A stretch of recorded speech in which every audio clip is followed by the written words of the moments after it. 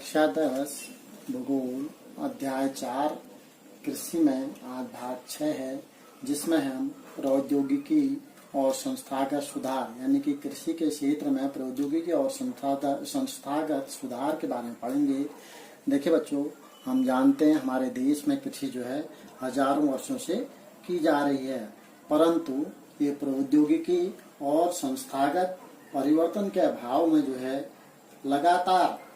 इस भूमि संसाधन का प्रयोग किया जा रहा है, उसे जो है कृषि का विकास जो है रुक गया है। हमारे देश में सिंचाई के साधनों का विकास हुआ,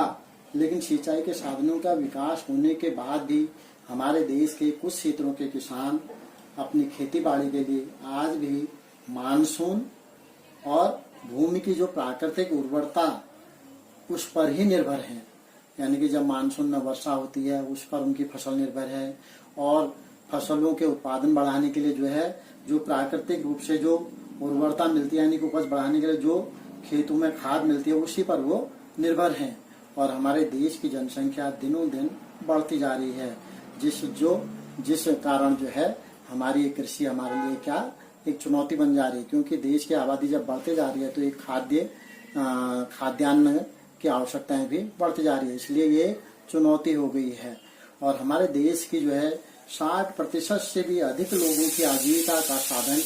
जो है हमारी कृषि है। आज भी जो है हमारे देश की लगभग 60% आबादी को कृषि जो है आजीविका प्रदान करती है, जिस कारण इसमें तकनीकी और संस्थागत सुधार बहुत अनिवार्य हो गए हैं। अब जब स्वतंत्रता के पश्चात जो है हमारे देश में कृषि के विकास के लिए संस्थागत सुधार के लिए जोतों की चकबंदी, सहकारिता तथा जमींदारी आदि समाप्त करने को प्राथमिकता दी गई। जब हमारा देश आजाद हुआ उसके बाद जो है जोतों की चकबंदी की गई, और सहकारिता और जमींदारी प्रथा थी उससे पहले, तो जमींदारी प्रथा को समाप्त करने के लिए जो है प्रयास किए गए आजादी के तुरंत बाद। और जब प्रथम पंचवर्षीय योजना लागू की गई तो उसमें भूमि सुधार का लक्ष्य रखा गया। इस भूमि सुधार में जो भूमि थी, भूमि पर पुश्तैनी अधिकार होता है, हम जानते हैं। हमारे पिताजी या दादाजी की जमीन पिताजी की होती है, पिताजी की जमीन फिर उनके बच्चों के नाम होती है। तो पुश्तैनी अधिकार के कारण जो खेती थी वो धीरे धीरे बढ़ते हुए टुकड़ों में बढ़ गई थी, और जिसकी क्या ये चकबंदी करना आवश्यक था। चकबंदी का मतलब एक क्षेत्र में एक किसान के एक साथ सारी भूमि को इकट्ठा करना होता है, इसलिए चकबंदी आवश्यक थी। इसके लिए जो है हमारे देश में भूमि सुधार के लिए बहुत सारे प्रयास किए गए, कानून बनाए गए, लेकिन वो कानून क्या थे, लचीले थे, उनको पूर्ण रूप से लागू नहीं किया गया। 1960 और 70 के दशकों में सरकार ने कई प्रकार के कृषि सुधारों की शुरुआत की। जो 1960 और 70 का दशक था हमारा, उन 10 सालों के अंतर्गत हमारी सरकार ने कृषि के सुधार के लिए बहुत सारी सुधारों की शुरुआत की, जिसमें एक था पैकेज टेक्नोलॉजी। इस पैकेज टेक्नोलॉजी पर आधारित हरित क्रांति और श्वेत क्रांति जैसी सुधार रणनीति आरंभ की। हरित क्रांति खाद्यान्न बढ़ाने के लिए हरित क्रांति, इस पैकेज टेक्नोलॉजी के अंतर्गत जो था हरित क्रांति यानी कि खाद्यान्न के उत्पादन बढ़ाने के लिए हरित क्रांति, और दुग्ध उत्पादन बढ़ाने के लिए श्वेत क्रांति जैसी रणनीतियां आरंभ की गई।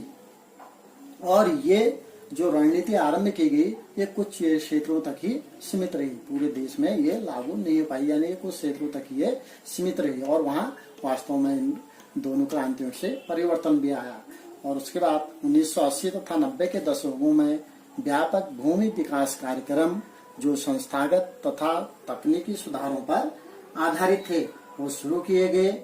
इसके अंतर्गत जो कदम उठाए गए उसमें सूखा, बाढ़, चक्रवात, आग या किसान की बीमारी के लिए, या फसलों की बीमारी, किसान नहीं, फसलों की बीमारी के लिए, अगर सूखे के कारण फसल खराब हो जाए, बाढ़ के कारण खराब हो जाए, चक्रवात के कारण या आग लग जाए फसल में, या किसी बीमारी से पूरी फसल खराब हो जाए, तो इस फसल के लिए बीमा का प्रावधान किया गया। यानी कि किसान को फसल बर्बाद होने पर उसका क्या बीमा दिया गया। और इसके साथ ही किसानों को कम दर पर ऋण सुविधाएं प्रदान करने के लिए, यानी कि किसानों को कम ब्याज दर पर ऋण कर्ज मिल सके। और उसके लिए क्या, ग्रामीण बैंक और सहकारी समितियों और बैंकों की स्थापना की गई। इसके साथ ही किसानों के लाभ के लिए जो है किसान क्रेडिट कार्ड और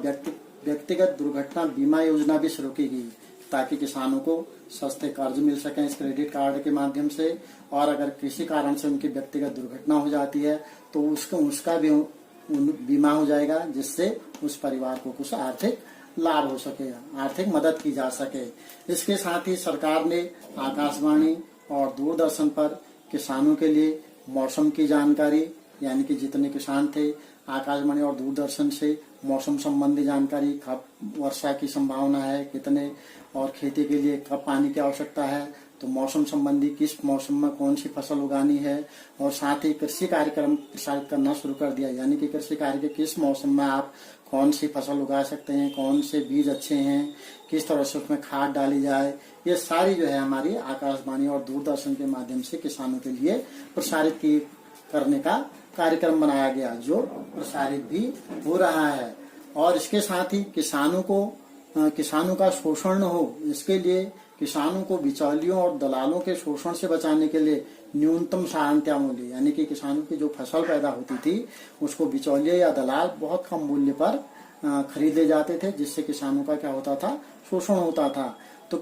सरकार ने किया कि न्यूनतम सहायता मूल्य, यानी कि जो न्यूनतम सहायता मूल्य था वो निर्धारित कर दिया, और कुछ महत्वपूर्ण फसलों के लिए लाभदायक खरीद मूल्य की सरकार घोषणा कर दिया। पहले ही जो है सरकार कि इन बिचौलियों और दलालों के चंगुल में न फंस जाए, इसलिए सरकार क्या करती है, कुछ महत्वपूर्ण फसलों के लिए पहली सरकार जो है खरीद मूल्य, हम किस मूल्य पर इस फसल को खरीदेंगे, वो पहले ही मूल्यों की घोषणा कर देती है, ताकि बिचौलिए और दलाल जो है इन किसानों का शोषण न कर सकें। तो इस तरह से प्रौद्योगिकी और संस्थागत सुधार के अंतर्गत जो है कृषि के विकास के लिए प्रयास किए जा रहे हैं।